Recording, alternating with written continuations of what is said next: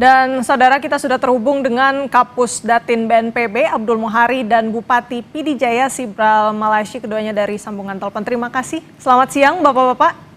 Saya ke Pak Am terlebih dahulu.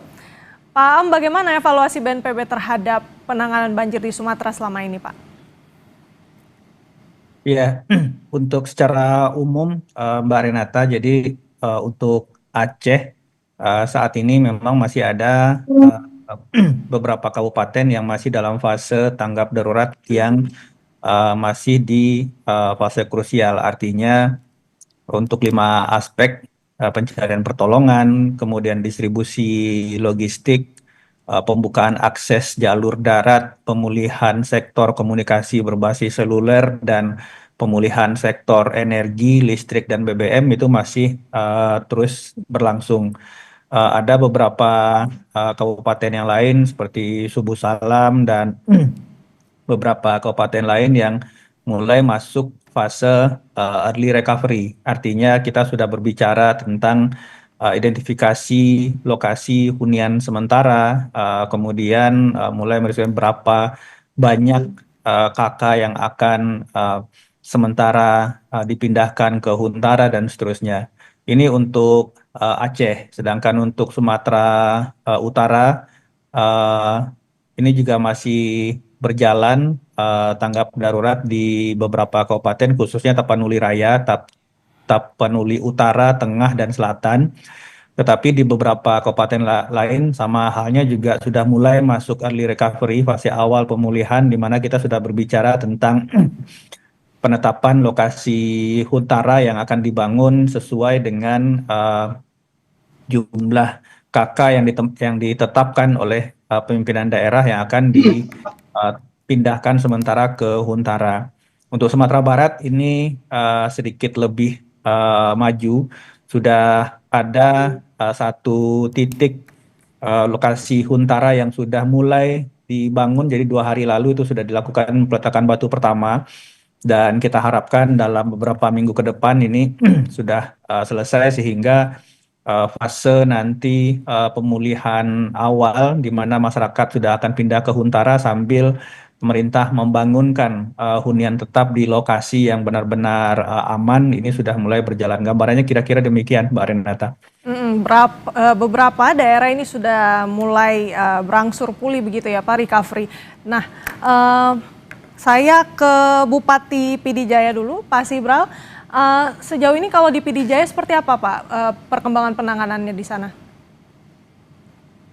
Ya, alhamdulillah atas dukungan dari pemerintah pusat yang pemerintah provinsi, kami para Forkopimda Kabupaten Pidijaya sudah melaksanakan penanganan dari semenjak awal terjadinya bencana banjir bandang ini, dan alhamdulillah sampai saat ini kami sudah melakukan uh, membantu dari semua masyarakat yang terdampak, dan sudah selesai kami melakukan evakuasi secara menyeluruh. Dan alhamdulillah sampai saat ini juga kami sudah menyalurkan bantuan pangan kepada seluruh masyarakat yang terdampak dari bencana banjir ini. Kemudian selanjutnya kami juga sudah dengan para Forkopimda dibantu TNI Polri serta para masyarakat umum lainnya, kami juga sudah melaksanakan pembersihan dari jalur utama yang memang akses untuk pendistribusian logistik kepada masyarakat-masyarakat yang terdampak dari banjir bandang yang sampai. Pak Sibral, mungkin bisa disampaikan juga Pak, ini kan tadi sudah dijelaskan ada beberapa upaya yang sudah dilakukan dari Pemda. Nah, apa sejauh ini yang paling dibutuhkan? Mumpung ada Pak Aam juga dari BNPB, mungkin bisa disampaikan Pak? Ya memang sebagaimana kondisi yang terjadi saat ini, masyarakat pasti banyak yang membutuhkan penanganan kesehatan, baik obat-obatan di kerajaan tersebut yang memang masih kurang, mungkin itu sangat signifikan untuk penanganan pertama. Ada beberapa hal yang masih dibutuhkan ya. Mungkin responnya Pak Aam ini terkait dengan kebutuhan di Pidijaya. Ya, untuk kebutuhan-kebutuhan yang sifatnya mendasar tadi sependengaran saya karena suara kurang jelas, Pak Bupati tadi menyampaikan di sektor kesehatan ya. Di sektor kesehatan ini kami terus berkoordinasi dengan Dinkes Provinsi dan juga Kementerian Kesehatan. Kita memiliki data RSUD-RSUD yang sudah mulai berfungsi. Jadi kondisinya Mbak Renata, RSUD ini sebenarnya secara umum ini bisa berfungsi, tetapi yang perlu kita dorong lebih intens dan lebih banyak adalah kebutuhan-kebutuhan untuk operasional harian. Saya ambil contoh misalnya bahan medis habis pakai, jarum suntik, kemudian kaos tangan, karet dan seterusnya. Ini adalah keperluan-keperluan rutin yang memang untuk operasional rumah sakit itu dibutuhkan dropping logistik seperti ini yang mungkin daily atau per weekly yang harus kemudian direfill. Nah, ini yang terus kita dorong. Minggu lalu kami juga melakukan koordinasi dan preskon dengan Dinkes Provinsi Aceh bahwa prioritas untuk aktivasi RSUD ini fokus di pemenuhan kebutuhan barang medis habis pakai setiap hari ini. Karena kalau secara kondisi memang misalkan di beberapa tempat RSUD Tamiang misalkan yang paling parah kemarin itu sudah mulai berfungsi meskipun terkadang ketika hujan itu genangan masih ada di depan rumah sakit. Tetapi untuk secara umum itu RSUD sudah berfungsi, kelistrikannya juga sudah didukung oleh PLN meskipun masih terbatas pada layanan-layanan dasar. Bertahap nanti kita yakin tentu saja kalau misalkan logistik harian untuk fasilitas kesehatan ini sudah bisa kita penuhi dan itu terus kita penuhi. Tentu saja tidak hanya layanan dasar tapi masuk juga layanan-layanan tahap lanjut seperti operasi dan seterusnya, Mbak Renata. Baik, beragam upaya terkait sektor kesehatan masih terus diupayakan baik dari Pemda PD Jaya maupun juga dari BNPB. Kita rehat sejenak, Bapak-Bapak, masih ada yang ingin kami tanyakan terkait dengan berapa lama tenggat waktu untuk fase pemulihan ini, tapi kita jeda dulu, tetap di Breaking News Kompas TV. Saudara, kita kembali di Breaking News Kompas TV dan kita lanjutkan perbincangan kami dengan Kapus Datin BNPB Abdul Muhari dan juga Bupati PD Jaya Sibral Malasyi. Tadi kita menyambung apa yang sudah dibahas sebelumnya Bapak-Bapak ini terkait dengan pemulihan.